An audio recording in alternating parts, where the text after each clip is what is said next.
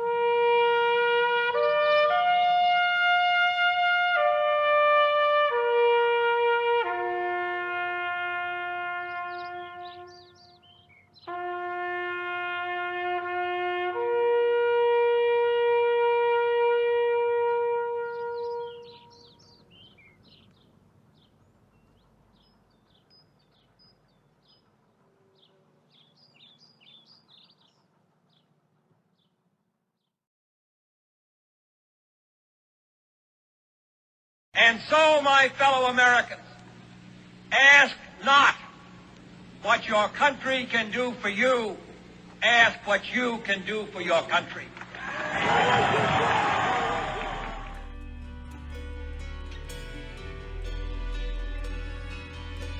I do solemnly swear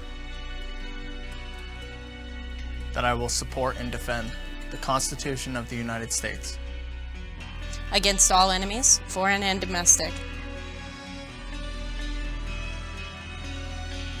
That I will bear true faith and allegiance to the same. And I will obey the orders of the President of the United States and the orders of the officers appointed over me, according to the regulations, the Uniform Code of Military Justice. So help me God. Freedom is never more than one generation away from extinction. We didn't pass it on to our children in the bloodstream. The only way they can inherit the freedom we have known is if we fight for it, protect it, defend it, and then hand it to them with the well-taught lessons of how they in their lifetime must do the same. And if you and I don't do this, then you and I may well spend our sunset years telling our children and our children's children what it once was like in America when men were free.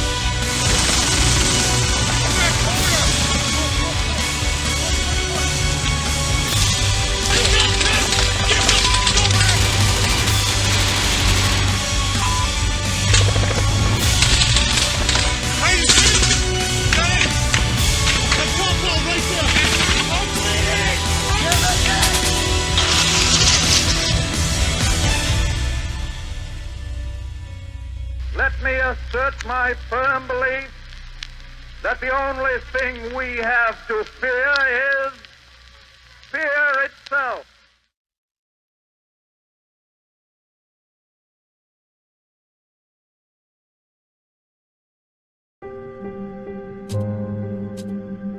They shall grow not old as we that are left grow old. Age shall not weary them, nor the years condemn. At the going down of the sun and in the morning, we will remember them. We gather here today with a shared attitude of gratitude. 23 centuries ago, so Plutarch tells us, an old Spartan king observed, it is not the places that grace men, but men grace the places. In a world awash with change, some things stand firm. Some things are, as Plato said, good and true and beautiful. 1 January 2018, during Operation Freedom. If you have ever known one of the fallen, you've known greatness, but it is hard to be content with their silence, for we miss them. The empty chair on a holiday, empty every day. The photograph that goes wherever you do, the picture fades, but the person in it does not. Their fighting spirit persists, passed down through the ranks. Their spirit echoes in those who serve today in the air, on land, and at sea. No words will ease your pain, but I beg you, let it have meaning. Unite your sorrow to their awesome purpose. People do grace places, but people also grace people. We are blessed by our time with those now asleep, the mighty and the gentle. Let us share their story with others, then, like the poet, we all can say, sleep, soldiers, still in honored rest, your truth and valor wearing. The bravest are the tenderest, the loving are the daring.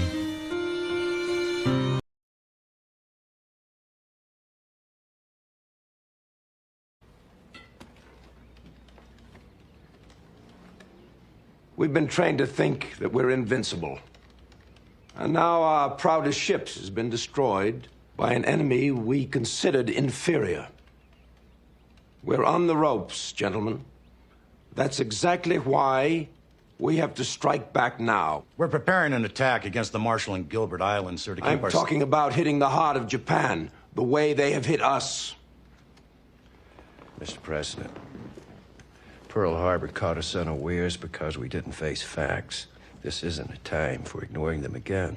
The Army Air Corps has long-range bombers, but no place to launch them. Midway is too far, and Russia won't allow us to launch a raid from there. Admiral? Navy's planes are small. They carry light loads and have a short range. We'd have to get them within a few hundred miles of Japan and therefore risk our carriers. And if we lose our carriers, we'll have no shield against invasion. Does anyone in this room think that victory is possible without facing danger? We are at war. Of course there's a risk. But consider the risk, Mr. President. If the Japanese invade us right now, they would penetrate as far as Chicago before we could stop them. Gentlemen, most of you did not know me when I had the use of my legs. I was strong and proud and arrogant. Now I wonder every hour of my life why God put me into this chair. But when I see defeat in the eyes of my countrymen, in your eyes right now, I start to think that maybe he brought me down for times like these when we all need to be reminded who we truly are, that we will not give up or give in. Mr. President, with all respect, sir, what you're asking can't be done.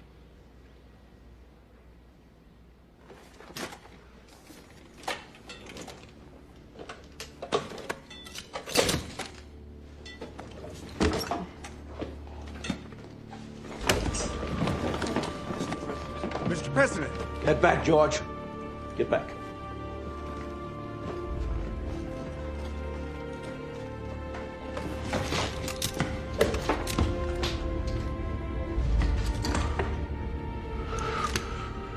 Do not tell me it can't be done. For defacing the Kensington Park War Memorial overnight. The destruction includes painted messages against the military and the war in the Middle East. The three teams were picked up in the early morning hours after evidence was left at the scene. Grandpa, something wrong? Some people sure have short memories, and those who are too young to know need to be taught. Come on, I want to show you guys something.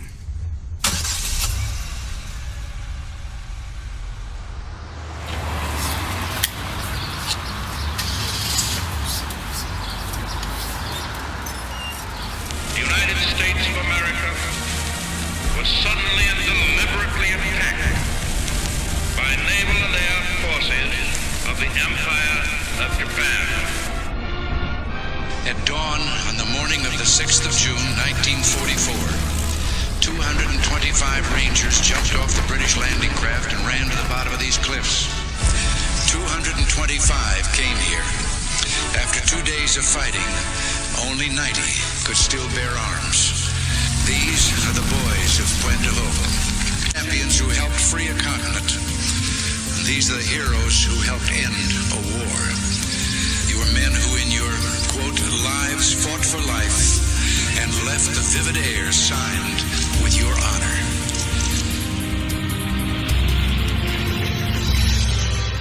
In the name of God and country, I learned to defy gravity. To honor my family, I lived in the belly of a beast. I fixed the hearts of iron monsters. I became a worm in the mud for dignity. For honor. For righteousness' sake. For God and country. I fought for you. I fought for you. For you. I fought for you. I fought for you. I fought for you. I fought for you. For you. For you. For you. For you. I fought for you. I fought for you.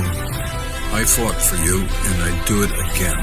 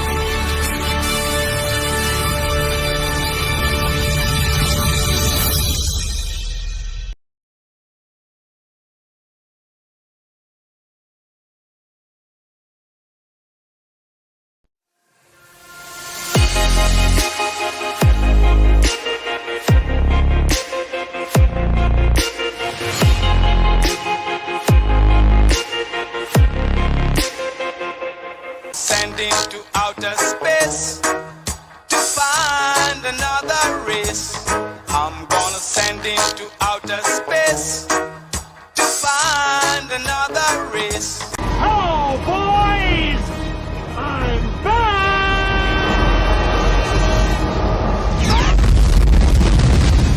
Live poppin'!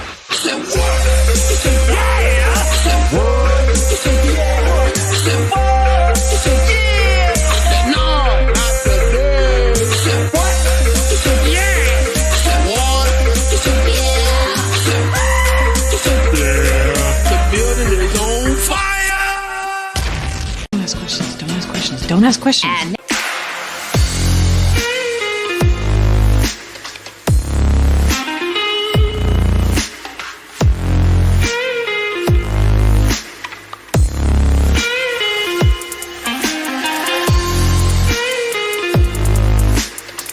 After you, oh no, you first.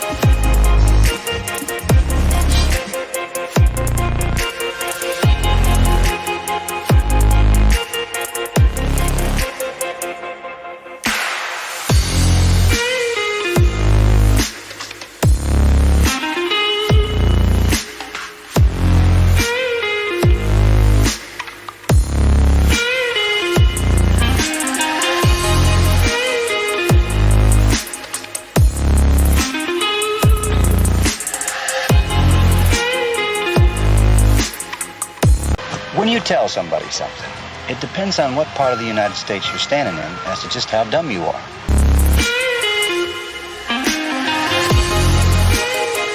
Grandma, you can't just kick me out. I can too.